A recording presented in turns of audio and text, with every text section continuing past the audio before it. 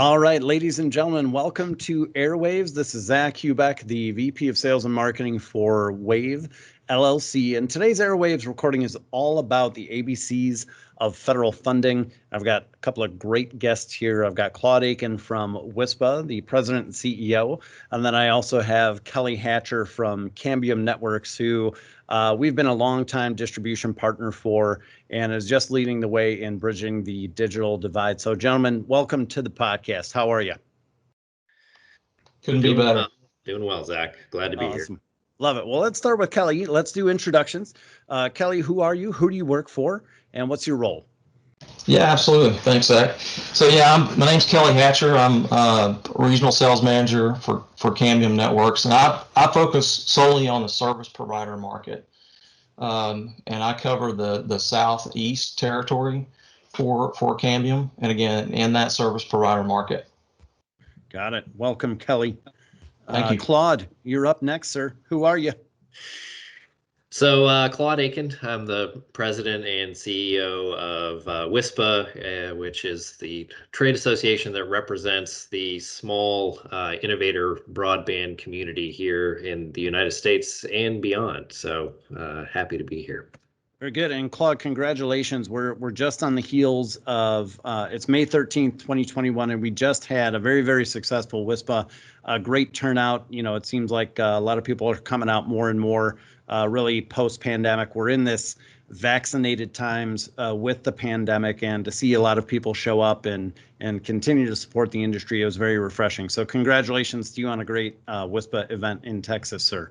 No, thank you. Thank you. It was great. We had almost 1,000 people between the virtual and in person, predominantly in person. So we're gearing up for a big WISPA Palooza in October, and hope to see lots of folks in person there. Beautiful. I will be there. With Vegas being the venue, I think you're going to have a lot of success. People have been clamoring to get back to the WISPA events. Awesome, guys. Well, let's dive right in here. Really, let's start with what the pandemic caused. You know, it's the ABCs of federal funding, but first let's start about the cause and effect, if you will. So the pandemic really exposed what a lot of people call the digital divide. I have self-proclaimed this as a national crisis. I mean, you've got a lot of folks that had shelter-in-place orders. You've got very rural parts of America that do not have internet connectivity at all, and really. You know, what are some of the programs you're seeing? Let's start with Claude first. What are you seeing from the federal government at a national, state, or even maybe regional areas that are subsidy programs to address this digital divide national crisis, if you will? Oh my goodness. Well, I think we've seen more. A lot of the programs have been dollars, right? So. We as an organization think we have to take a holistic look at the issue, from spectrum to infrastructure to regulation, but the big focus in relating to the COVID pandemic from the federal perspective has been dollars, and we saw that initially with the CARES Act last year that pushed a lot of dollars to the states, and some states set up emergency broadband programs. We know a lot of WISPA members were engaged on the state front there, and a number were successful in getting some state grants via federal dollars.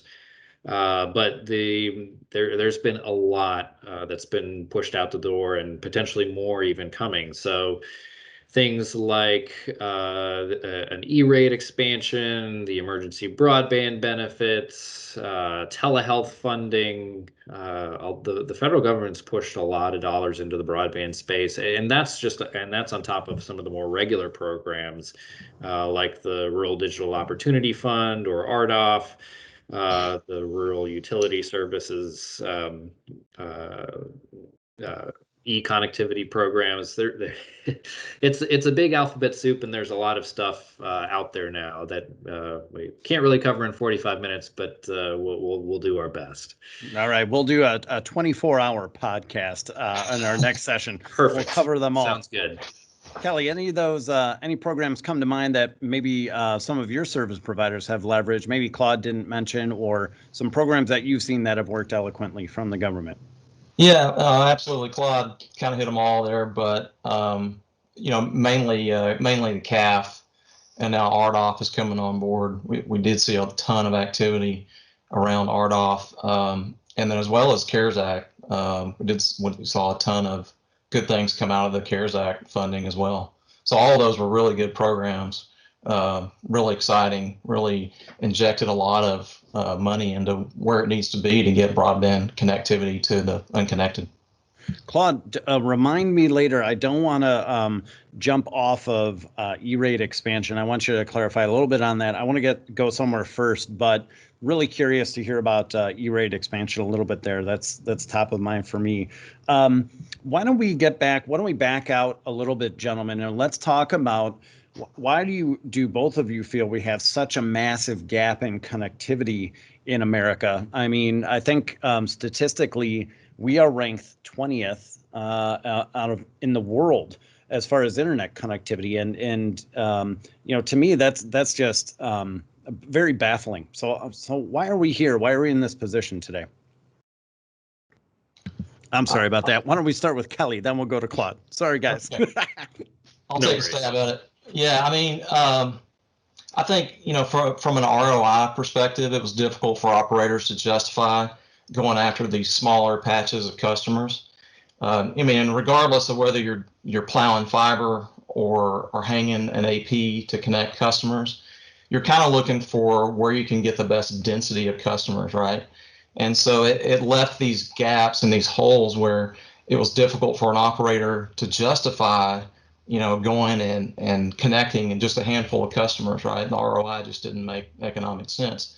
And so, and that's where the CAF and the RDOF and the CARES Act funds really kind of make sense for the operator to go get these customers connected.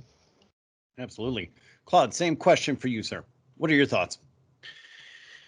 Yeah, I think Kelly's exactly right. A lot of it comes down to population density and interest in the service. So I think it's particularly interesting to see all of the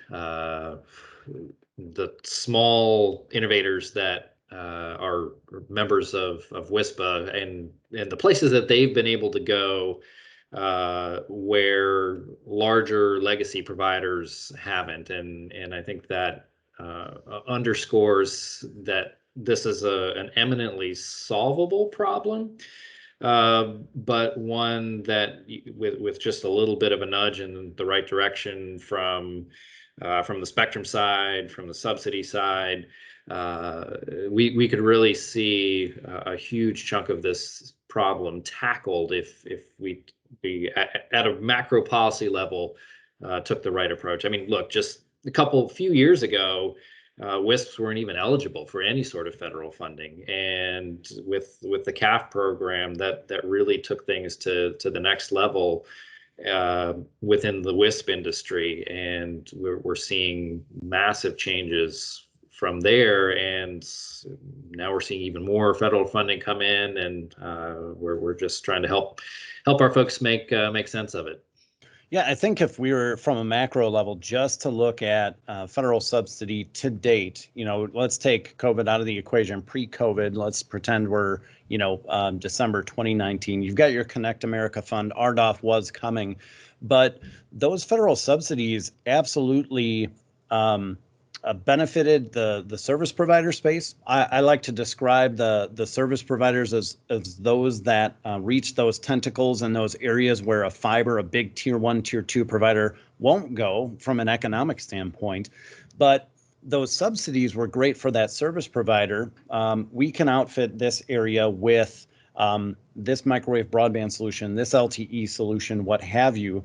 And when that subsidy is done and the network is built, it's still left those service providers this hole where those communities, those homes, those homeowners had to pay a monthly bill for internet service. And one of the most interesting things in the emergency broadband benefit, which is stemmed from a much more syllabic government program I will not mention, but that emergency broadband benefit program actually involves a reimbursement to those service providers to some of these rural areas or impoverished areas where people cannot afford internet, and now it incentivizes those service providers. So, Claude, question right over to you. I'm sorry to be very long-winded there, gentlemen, but this emergency broadband benefit that reimburses service providers. Claude, can you talk a little bit about that and what that program's all about?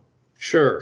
So that is one of the programs that came out of one of the many pieces of COVID relief legislation that kicked about $3 billion over to the FCC to make broadband more affordable during the COVID pandemic for folks who were particularly hard hit. Now that according to the FCC's rules that were just recently adopted a couple months ago, you get a $50 a month subsidy towards your broadband bill, up to $100 for equipment, and that is available to anybody who is having trouble meeting their bills, is experiencing a loss in income, and service providers are able to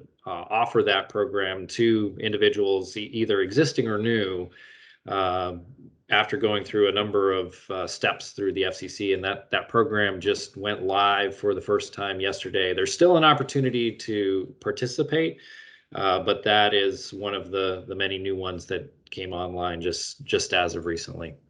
Got it. And then the funding actually flows to the service provider, not the homeowner themselves. Is that accurate, Claude? Correct. The service provider offers a discount to the homeowner, to the customer, and then gets reimbursed through the FCC. Very good. And I think there's a differentiation too. If there's folks that are in tribal lands, the reimbursement is different than other rural areas. Is that correct? Correct. If you're a service provider on tribal lands, tribal customers get $75 a month off. Got it. Very cool. And now, Claude, for the listeners, and let's say we've got a service provider listening who's like, wow, I absolutely serve a impoverished area or a tribal community, and I want to get involved in this process. It launched yesterday. Has that ship sailed, or I think I heard you say there is still an opportunity to participate? The ship has not fully left the harbor, or if I don't know how far we can take the analogy, but you can get on a tugboat and still make your way out there. There are a number of great resources, both on the FCC's website. If you just search emergency broadband benefit on the FCC's website, that'll give you a great macro level overview of the program and how to participate. WISPA also has a number of resources for our members that are more targeted, the small provider community, to really understand the steps you have to go through to be able to participate in the program. So if there is interest, absolutely look at the resources that are already out there and available. Beautiful. Love it. All right. So we've got the subsidy end of it covered. We've gone through some of the ABCs here, gentlemen. Kelly, I want to lob a question over to you. So a service provider it goes through the steps and the paces for federal subsidy. And now we've got the emergency broadband fund. So top down, bottom up, they're covered through and through. Talk to me a little bit about, and this could be another 24-hour question just because I'm so familiar with the portfolio and what Cambium Networks does. Yeah. But when these folks are embracing these subsidy programs, how does Cambium fit into this equation, and how do you help these fine folks that need internet connectivity? Yeah, that could be a very long one. That's another 24-hour session. But I mean, the whole mission of Cambium is to connect them connected, right? And we do that with our wireless fabric and just the whole ecosystem and the multiple threads in our fabric. You know, regardless of whether you're doing multi-gigabit backhaul, a PMP access layer where you're pushing gigabit speeds now, to the, the edge layer, we have our Wi-Fi 6 products, switching products, planning. I mean, at Cambium, we continue to innovate and meet the demands that are continuing to just go up and up. We're continuing to meet and innovate in this segment. Absolutely. Routers to the home as well. Your guys' CN Maestro platform is just that single pane of glass. So when you talk about multi-gigabit backhaul and you talk to getting to the tentacles of point to multi-point and then eventually Wi-Fi 6 and the routers you have at the home, I think you guys have just done a stellar job to the innovative aspect of this with CN Maestro and how you guys really have end-to-end solutions there. So end-to-end solution, yes, that's key. All right, I love it. Well, Claude, I'm going to come back to you. Very fascinating about this E-rate expansion program. So when we talk about subsidy with the emergency broadband benefit, that's more for residential. You talked a little bit about E-rate expansion. And to my knowledge, gentlemen, E-rate, you've got category 1, category 2, and this was meant to be a supplemental program at schools. And your category 1 products is going to be your transport, your telecommunication services to get access to the school. And then category 2 is going to be your indoor solutions. So like the Wi-Fi 6 products Kelly's talking about, their CN Matrix switching product line. That's more of your category 2. With E-rate expansion, talk to us about that. Is there a category 3 or is there additional technology that is being embraced with E-rate funding that people can take advantage of? Sure. So this is another one that is very much hot off the presses. So in the American Rescue Plan that was passed in first quarter 2021, in there it included an additional $7.17 billion to augment the E-rate program, and it was called the Emergency Connectivity Fund program, which is different from the Emergency Broadband Benefit. But what this does is enables schools and libraries to purchase laptop, tablet computers, Wi-Fi hotspots, broadband connectivity, and a host of other things for students, school staff, library patrons in need during the COVID-19 pandemic. So the FCC just on May 12th adopted a report and order that establishes rules and policies governing this fund. It as of the recording of this podcast, it hasn't made those public yet. So we really haven't had a chance to do a deep dive on the nuts and bolts of that, but you can certainly look for some education from WISPA going forward once we have a chance to parse the likely 100 pages of regulatory text that'll be governing how this program runs.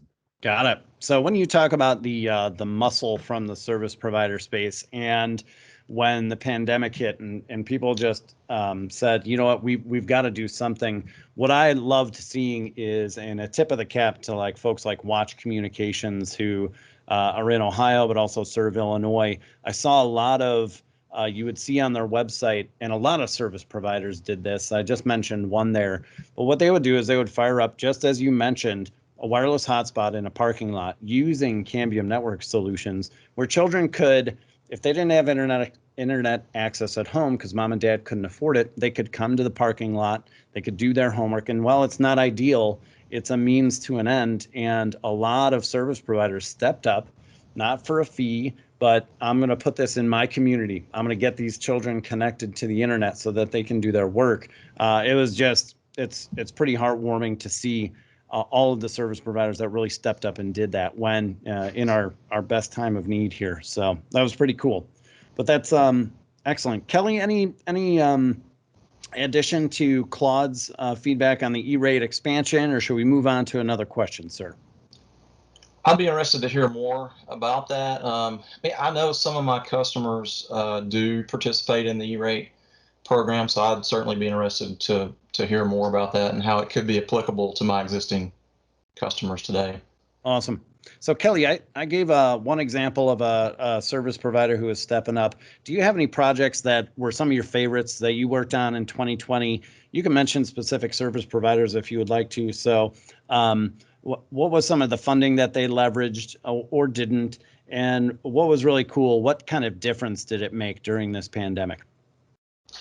Yeah, so I mean, I think everybody knows a little bit about NextLink, but they have certainly been really aggressive in their build out and really, bridging that digital divide and making those connections. They've been really aggressive with that, and they've been a great customer for us as they go and make this happen.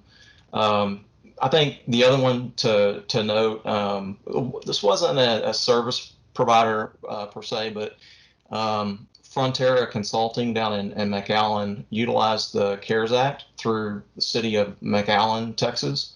And so what they did was they connected children for schools that did not have connectivity for free. So CARES Act allowed them to go and build this network. They did our CM Medusa 3 gig on water towers.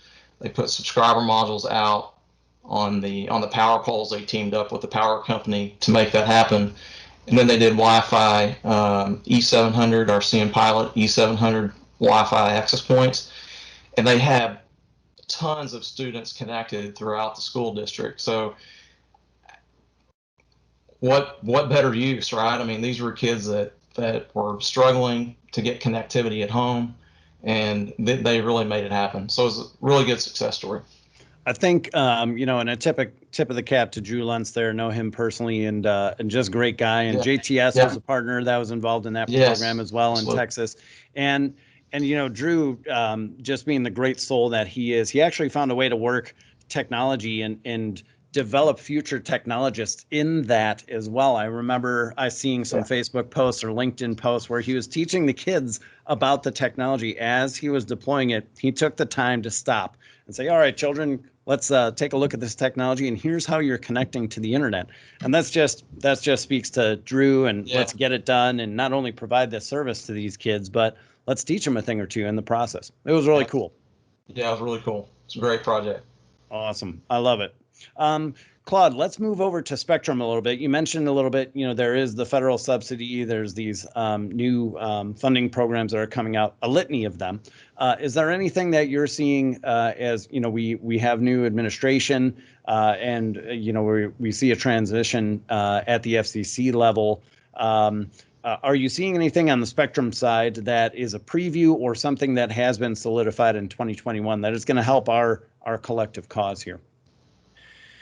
Yeah, so I think probably the biggest one is a holdover from 2020, but is still in process in 2021, and is likely to come online probably either later this year or early next, which is the 6 gigahertz band, particularly the 850 megahertz that WISPA was able to successfully advocate for getting allocated towards outdoor use. So that's the most substantial amount of unlicensed spectrum that's come online in a really long time, and it's going to really make a difference in WISP's ability to really hit higher speed packages for their customers. And I know Cambium's got some exciting stuff in the works there to take advantage of that band.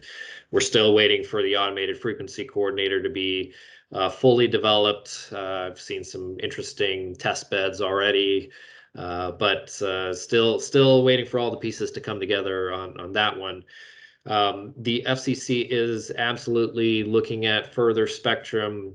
Probably the one that's most interesting for WISPs is the 2.5 gigahertz band. If you've got some pennies for spectrum acquisition, there's likely to be an auction on that later this year, and that one's particularly interesting because it's county-sized license areas as opposed to partial economic areas, which are can be as big as a state or part of a state. We saw county-sized areas being particularly attractive for WISPs in the CBRS spectrum context. So I would say keep that 2.5 gigahertz band on your radar, particularly for WISPs who already have lease agreements with educational institutions. This is a great opportunity to edge out beyond what your current spectrum allows. Got it. Very cool. So Claude, let me, I've just got a couple of last questions here, gentlemen. Claude, if you're a service provider who is serving a specific area and perhaps this podcast just triggers an idea or two and you don't know where to start, and a lot of these programs, you mentioned so many of them, as has Kelly, but it can be staggering. And where are we at in the process? And what forms do I need to fill out? Where do I need to go for this? Aside from the FCC, how is WISPA helping the service provider space? And if you were them, what would you recommend they do from a first steps perspective to take advantage of some of the subsidy and help America here? Sure. So I think thanks for the nice setup. I think joining WISPA and gaining access to all of the resources that we have online, we not only advocate on behalf of the industry, and we're able to get things like the 6 gigahertz band allocated in a way that makes sense for WISPs. But then we also have the capacity to then turn around and educate folks about what that means. So we have a great file archive of slide decks, of webinars, of everything that you need to know to be able to really start moving down the path of taking advantage of these programs. And a fantastic staff that's willing and able to help you navigate those kind of programs as well. So I would just make a plug for becoming part of the WISPA family. And if you are, if you need help finding some of that stuff, we're more than willing to help you do it. Awesome. Very good. All right, Kelly, people are interested in subsidy. They've got all their information from WISPA, and now they're ready to deploy, and they want to embrace the technology part. How do people get more information about Cambium Networks? And maybe you personally, how do they reach out to you? Don't give them your cell phone number. They may call you at 3 a.m. That's fine. I tell you, I have customers do it all the time over the weekend and everything else. But yeah, I mean, just reach out to us. We're here to help. I mean, we're certainly not a company that says, all right, we're gonna you figure it out on your own, right? I mean, we've got our very valuable resources in the company, both pre-sales support as well as post-sales support. So we're pretty accessible. I would say we're really accessible, and we're really willing to help. We did a lot of designs around both CAFII, RDOF, CARES Act. So I think you'll find us very supportive, and just reach out, let us know how we can help. Absolutely love it. So, if people want more information on WISPA, they go to wispa.org, and more information on Cambium Networks is cambiumnetworks.com. As a distributor for Cambium, I have, the ability to go in through the portal, but signing up and becoming a Cambium partner is very, very straightforward and easy. And as soon as you access that portal, and not only get supported by Kelly and his peers and a ton of other folks that are here to support the service provider community. Your portal is very robust, has a lot of content, and gives people a lot of answers versus providing more questions for these folks. Our community forums, as well has a ton of information in it. A lot of YouTube videos and things like that on products, past webinars and things like. There's just a ton of information out there. So, absolutely. Yeah. Love it.